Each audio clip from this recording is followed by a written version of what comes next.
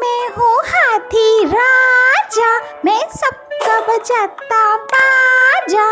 जो मुझसे टकराएगा चूर चूर हो जाएगा।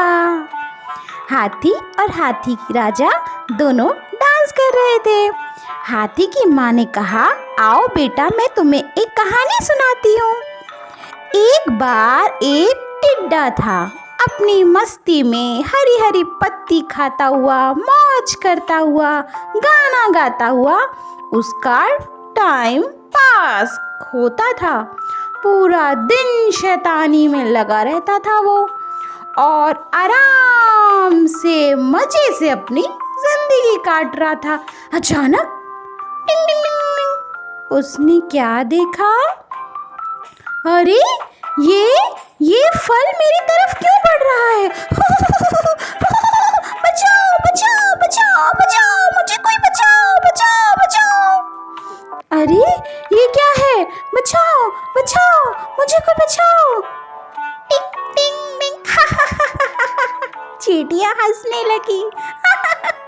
डर गए टिड्डा महाराज, तुम हमारे फल को देखकर डर गए।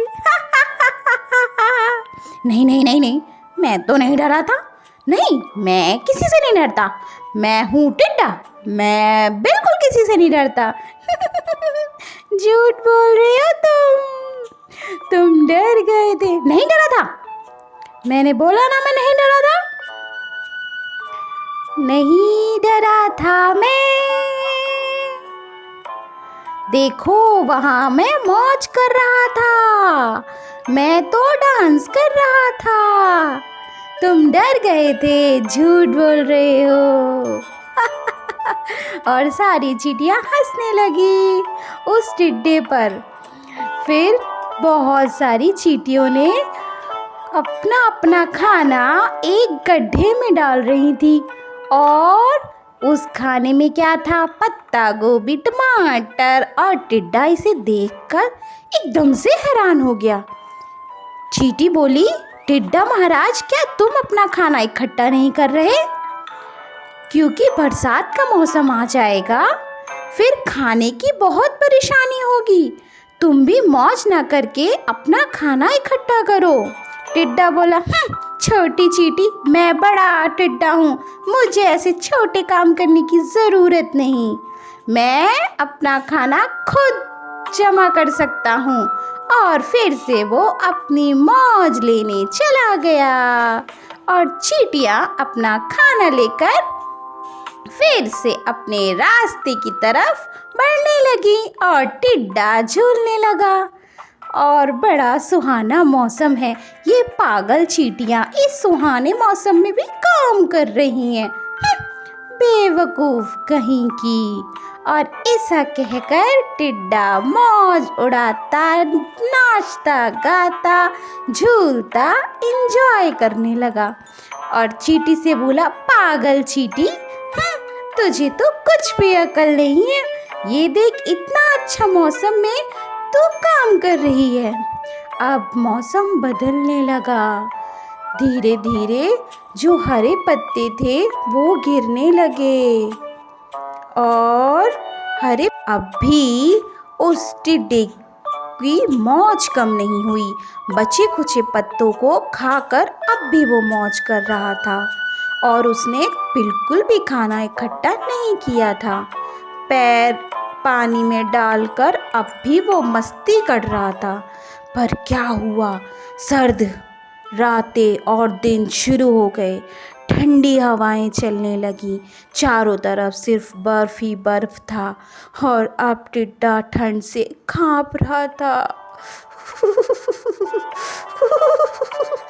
ठंड लगती है, बचाओ, मुझे कोई बचाओ बचाओ, मुझे बहुत ठंड लग रही है, मुझे बहुत भूख लग रही है। अब चारों तरफ कुछ भी नहीं था। उसे चींटियों की बात याद आई कि कैसी चींटियां उससे कह रही थी खाना जमा करने को। उन्होंने अपना खाना जमा किया, और उस वक्त वो आराम कर रहा था।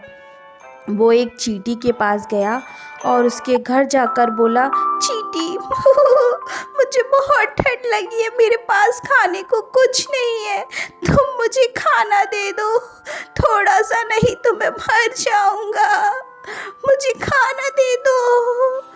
ये सुनकर बाकी की चींटी भी बाहर आई। रानी चींटी और 2 और चींटियों ने उसकी ये बात सुनी और उससे बोली, हमने तुमसे पहले ही कहा था, बरसात से पहले अपना खाना इकट्ठा कर लो। अब वो टिड्डा बेहोश होके गिर गया। चींटी बोली, इस टिड्डे ने एक बार मेरी जान बचाई थी। जब मुझे चोट लगी थी तो इसने मुझे अपनी पीठ पर बिठाकर सुरक्षित पहुंचाया था, हमें इसकी मदद करनी चाहिए। रानी चींटी बोली, अच्छा ठीक है। सभी चींटियों ने मिलकर पत्ते और लकड़ियों से उसका घर बनाया और उसको हरी पत्ती खाने को दी और टिड्डे को ले जाके वहाँ बिठाया और गरम गरम सूप पिलाया। अब टिड्डा तंदुरुस्त हो गया और टिड्डा अब खुशी खुशी वहाँ रहने लगा। टिड्डे ने रानी परी का शुक्रिया अदा किया और बोला कि थैंक यू रानी परी, तुम बहुत अच्छी हो रानी चींटी, तुमने मुझे बचाया। रानी चींटी बोली, पर याद रखो अपना खाना हमेशा जमा करो, आगे की सोच कर चला करो, वही सफल है।